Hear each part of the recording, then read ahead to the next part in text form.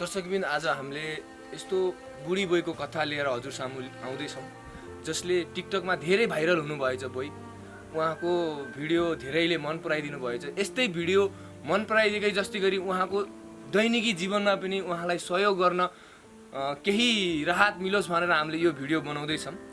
त्यही भएर आज हामी इन्डिभिजुअल गएर बोईसँग मिलेर कुराकानी गरेर बोईको हालत कस्तो छ, कस्तोमा बस्नुहुन्छ सबै देखाउने प्रक्रिया मिलाइसकेका छौँ।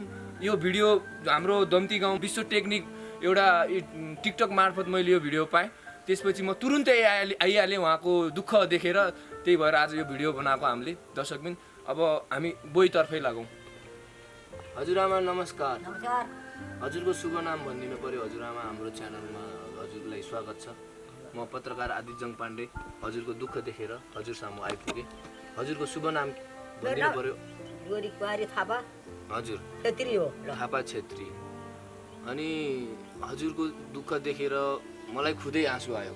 हजुरआमा तपाईँको जस्तो दुःख पीडा कसैलाई नहोस् त्यही भनेरै हामीले यो भिडियो बनाउन आएको। हजुरको दुःखलाई सारा देशले देखोस्, जनताले देखोस् र हजुरलाई सहयोग गरोस् भनेर यो भिडियो बनाउन आएको हो हामी।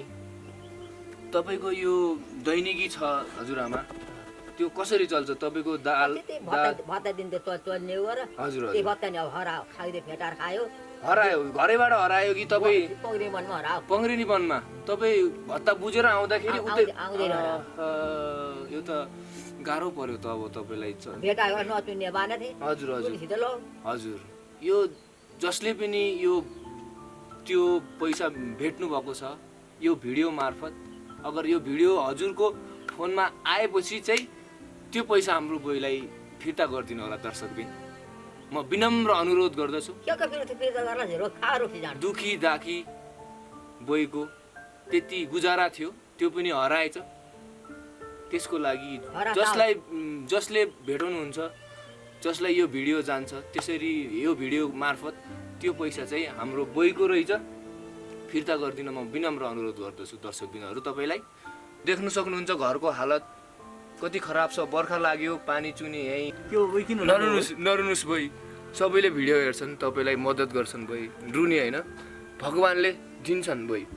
तपाईँको पैसा आउँछ, हराएको पैसा सबै हुन्छ, रुने होइन, तपाईँलाई भगवान्ले हेर्छन्।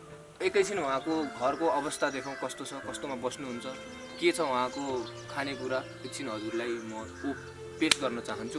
आउनुहोस् मेरो साथमा। हेर्नुहोस् पुरै दर्शकबिन पुरै खाली खाली छ, भङ्ग छ।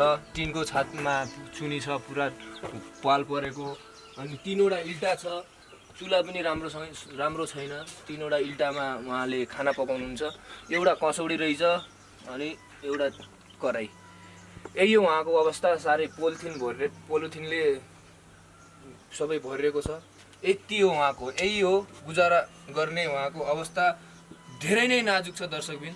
हजुरहरूले धेरैभन्दा धेरै सहयोग गर्नुहुन्छ भन्ने अपेक्षा राखेको छु मैले। दर्शकबिन हजुरहरूले देखिसक्नुभयो उहाँको हालत अवस्था कस्तो छ भनेर। साह्रै दयनीय छ। हामीले पनि उहाँलाई सहयोग गर्नको लागि भनेर यो भिडियो बनाएको हौँ। तपाईँहरू पनि यो भिडियो हेरेर धेरैभन्दा धेरै सहयोग गर्नुहोस् भन्न चाहन्छु। हजुरआमा तपाईँले यो भिडियो मार्फत के भन्न चाहनुहुन्छ? केही बोल्नुहोस्, तपाईँको दुःख वेदना पोख्नुहोस्। दुःख परेको छ मलाई। हजुर हजुर। भत्ता भत्ता हरायो, उहाँको भत्ता हरायो। अनि उहाँको गुजारा चल्न ठप्प बन्द भयो होइन? त्यसरी गुजारा चल्थ्यो। हजुर हजुर बन्द भयो। हजुर। भेटा बन्न पैसा हरायो, भेटाएर द्याएन। हजुर। दिन पनि रोएर गएको छ मेरो, रात पनि रोएर गएको छ। पैसा भत्ता दिन्छु त्यही पनि हरायो। हजुर हजुर। गल्खा दिन्नन्। हजुर। साँझ खाम बिहान के खाम भन्छ, बिहान पका बेलुकी पका बिहान 11 गरेर खाने हो। त्यो भत्ता दिन्छ, त्यो भत्ता पनि हरायो। पाकधौली गर्नु छैन। आज साँझ खाम बिहान के खाम भन्छ। अनि उहाँलाई सहयोग गर्नुहुन्छ भन्ने भरपूर अपेक्षा राखेका छौँ हामीहरूले। यो भिडियोलाई धेरैभन्दा धेरै सेयर गर्नुहोस्। हामी उहाँको सानो भिडियो युट्युबमा अपलोड गर्नेछौँ। गरिसकेपछि यो भिडियो हेरिसकेपछि जे सहयोग गर्न मन लाग्छ हजुरहरूले त्यही सहयोग गर्नुहोस्। हामीले यो गरौँ ऊ गरौँ भन्दैनौँ, जे गर्न चाहनुहुन्छ त्यो गरौँ। तपाईँहरूको सहयोगको अपेक्षा गरेर बसिरहेका हुनेछौँ हामीहरू। हस् त, धन्यवाद। पक्कै पनि देख्न सक्नुहुन्छ होइन, उहाँको भिडियो मैले नै अपलोड गराएको थिएँ। अब विश्व केसी जो कि तपाईँले प्यारी हजुरआमा, बिचरा हजुरआमा होइन, यावत किसिमको कमेन्ट गर्नुभएको छ।